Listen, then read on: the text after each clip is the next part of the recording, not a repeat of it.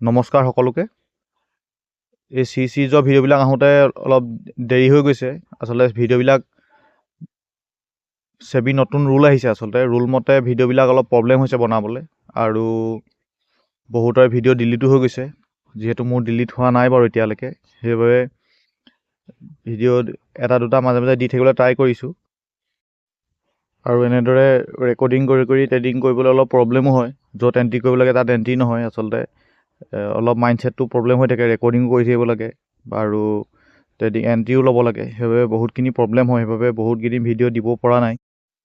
আৰু এটা মাইণ্ডত প্ৰেছাৰ থাকে যে ট্ৰেডটো যেনে তেনে কৰি দেখাব লাগিব, জোৰ জবৰদস্তি ল'বলৈ চেষ্টা কৰে ট্ৰেডটো।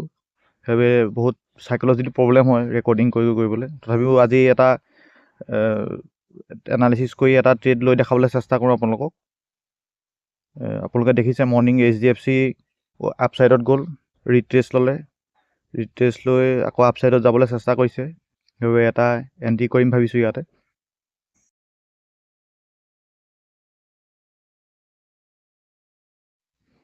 আপোনালোকে দেখিছে 27 কোৱান্টিটিৰ এণ্ট্ৰি হৈ গৈছে লং ডাইৰেকশ্যনত, মানে আপছাইডত বাই কৰিছোঁ। যিহেতু চিৰিজটো 10,000 কেপিটেলৰ লাৰ্ণিং আছিলে, সেইবাবে 10,000 কেপিটেল ইউজ কৰি ট্ৰেডটো ল'বলৈ চেষ্টা কৰিছোঁ।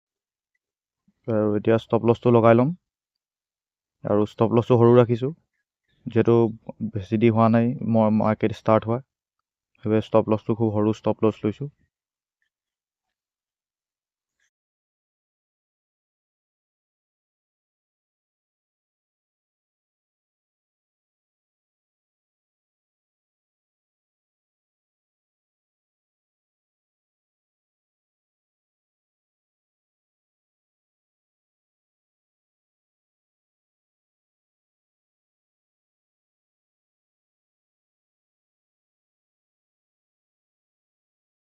যিহেতু মাৰ্কেট আমাৰ ডাইৰেকশ্যনত মুভ দিছেই কমকৈ হ'লেও, সেইবাবে টাৰ্গেটটো লগাই ল'ম 1:2 ৰেচিঅ'ত।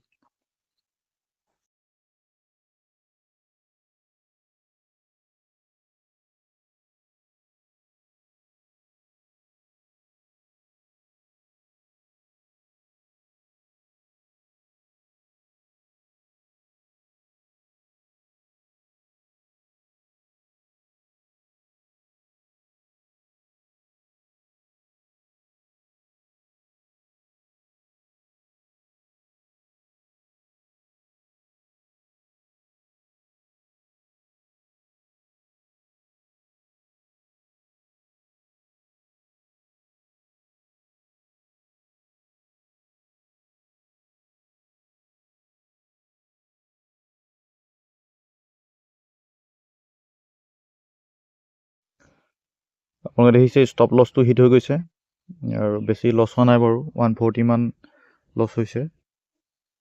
আৰু মাৰ্কেট এনেধৰণেই মুভ কৰে, কেতিয়াবা গৈ থকা ভাবে ৰেলি দিয়ে, কেতিয়াবা আপ ডাউন ছাইড গুচি আহে। একো নাই বাৰু, প্ৰফিট লছ চলিয়ে থাকে। যিহেতু লছটো আমাৰ যিটো ডে লিমিট আছে, লিমিটৰ ভিতৰতে আছে, সেইবাবে আকৌ এটা নেক্সট ট্ৰেড প্লেন কৰিম দেৰিকৈ। যদি প্লেন কৰা হয়, নিজৰ ছেটআপ বনে, তেতিয়া ল'ম আৰু তেতিয়া ভিডিঅ'টো কণ্টিনিউ হ'ব।